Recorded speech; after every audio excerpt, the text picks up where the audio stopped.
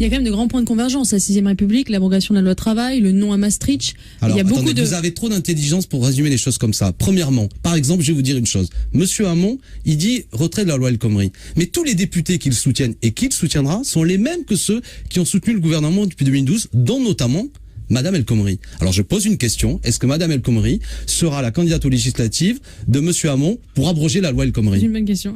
Bah oui, mais ça montre l'absence peut-être de... Oui, mais ça montre l'incohérence que va devoir gérer notamment Monsieur Hamon. Et moi, je n'accepte plus l'incohérence. Oui, mais je n'irai pas dans les un certain nombre de convergences. Alors, la 6ème République, je suis pour convoquer une assemblée constituante. Et il me semble que Benoît Hamon ne pose pas exactement la question comme ça. Mais après, si Monsieur Hamon parle comme nous, je m'en félicite.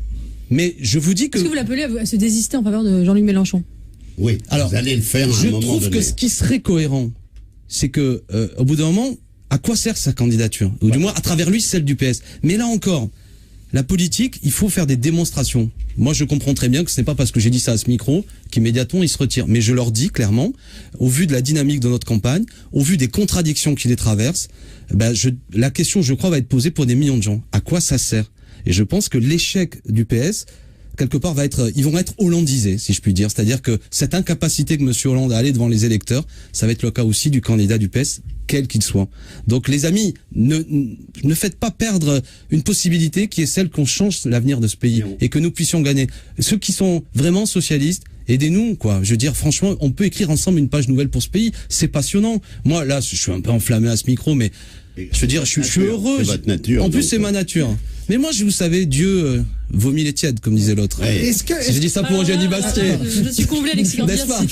Est-ce que c'est totalement absurde, totalement exclu d'imaginer qu'il puisse y avoir une primaire entre Benoît Hamon et Jean-Luc Mélenchon? Oui. Une petite primaire vite fait sur le gaz. Allez, non, mais ça se passe pas comme ça. Ça se passe pas comme ça. Non, mais je veux dire, écoutez, on va pas. Et puis après, je propose qu'il y ait d'abord aussi une primaire pour savoir si on fait une primaire. Enfin non, mais là, je veux dire, on est à 90 jours du vote. Maintenant, faut arrêter. Ce qui justifie cette... Non, je reprends simplement comme une question. Le fait qu'il y a au moins trois candidats de gauche, au moins 3. Si on prend pas... si on met Macron dedans.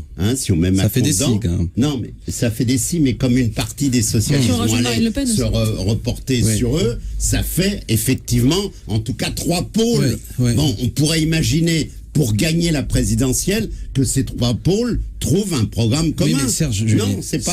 Alors, je veux dire, Serge Julie, vous avez l'expérience, et je vais vous poser une question. Vous avez connu ça beaucoup mieux que moi. Le problème n'est pas le nombre de candidats.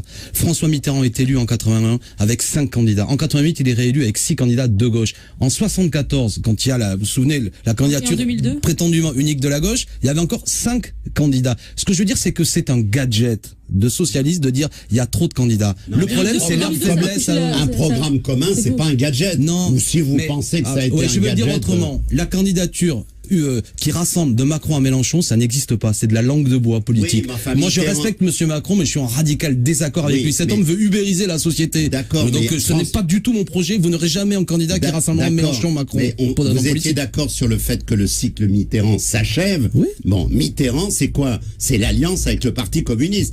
Les programmes communs, le fond du programme commun entre les socialistes, dont Jean-Luc Mélenchon et les communistes, il n'y en avait pas beaucoup. Et ben, en l'occurrence, la force de Mitterrand a été de faire un programme commun. Donc, c'est pas un gadget. On pourrait imaginer un programme commun entre Macron, Mélenchon et Hamon. Oui, non, mais on peut tout... ça vous semble... Non, mais d'un point de vue politique, fictif. Si on prend ça au sérieux pour dire des choses claires, il n'est pas possible de dire des choses cohérentes qui rassemblent le projet de Monsieur Macron et celui de Monsieur Mélenchon. Alors après, les appareils peuvent discuter entre eux, sortir une bouillie infâme et dire on s'est mis d'accord. Mais ça, c'est rejeté par les gens. Vous savez, je reviens à mon point de départ et je termine là-dessus.